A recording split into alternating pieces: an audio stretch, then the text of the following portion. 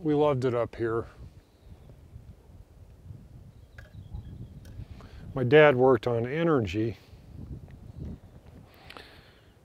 so I was always interested in solar, and that was why we bought this property, because of the solar opportunity that was here. And I designed and built a passive solar and photovoltaically powered house, and it worked really well. We burned about a cord of wood for a 2,700 square foot house and had no electric bills. Built the house in '97. Bought the land in '94. Yeah. So. We built it. We did not have it built, and there's a big distinction there. With our own hands. I built the footings, the foundation, framed it, finished the house. The only thing I hired out was heavy machinery work and gas lines. It took us 2 years. I don't know, the decision to move, I think, was from, you know, there's a saying that I like. It's all of our knowledge is based in our perceptions. So it's kind of like we knew that we had to leave, but then we have neighbors that knew that they had to stay and sort of fight it. And yes, you see the trees burnt immediately around here, but you can also see there's forest intact. It's kind of like a checkerboard.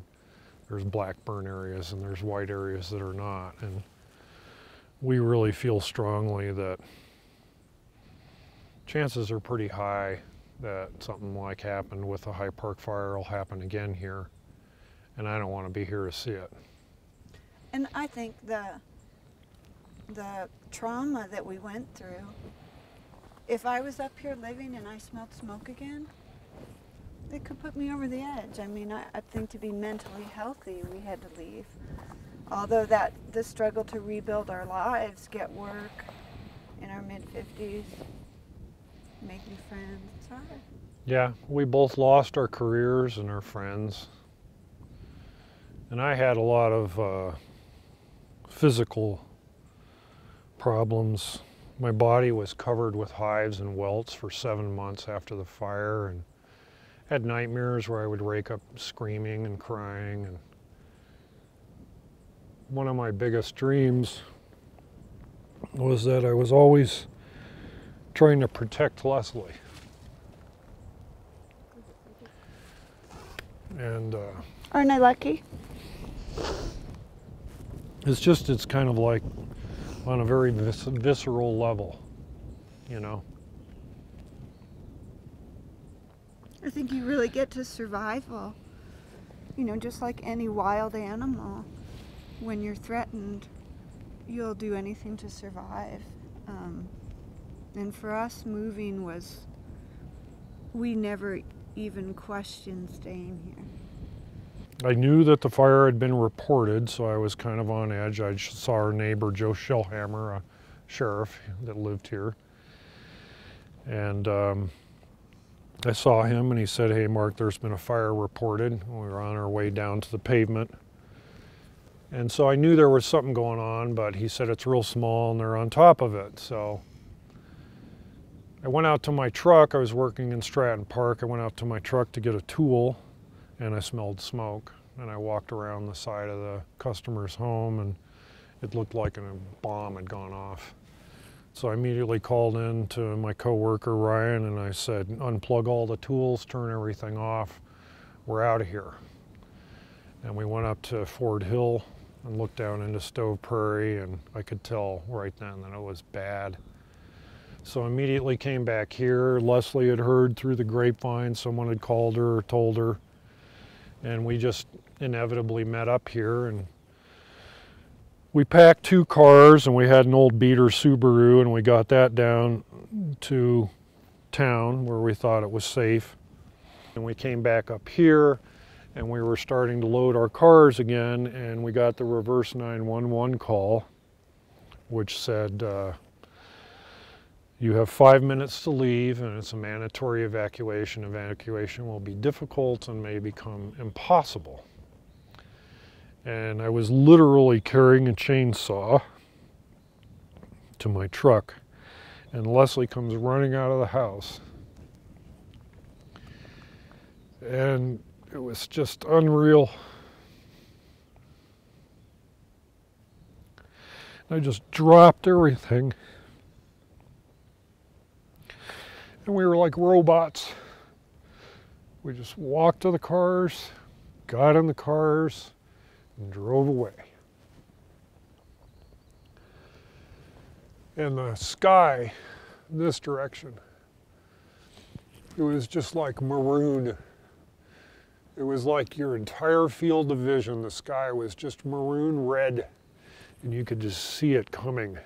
We get to our friend's house, and of course we can't sleep.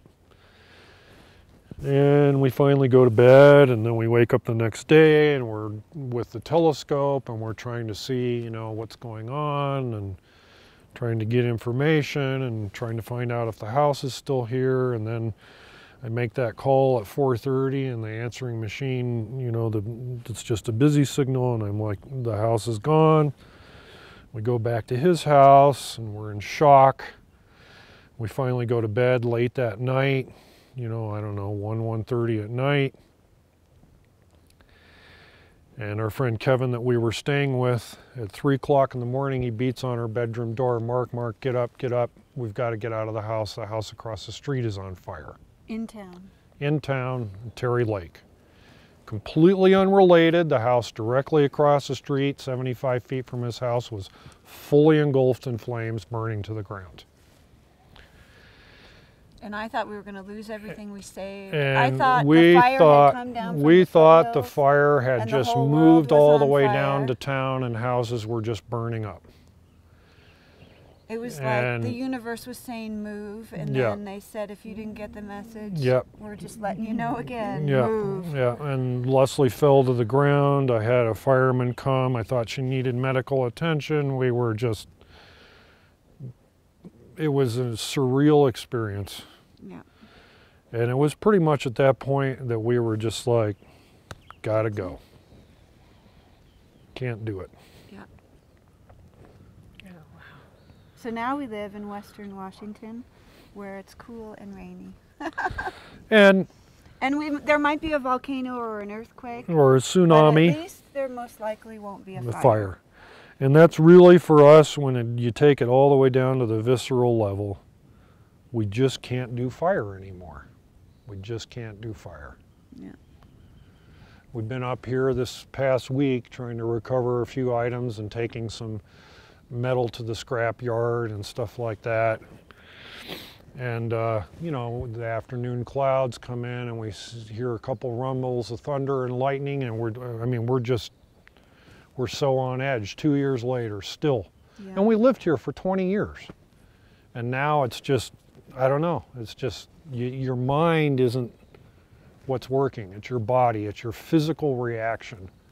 And we literally, the lightning starts, and we just get in the truck and we're gone.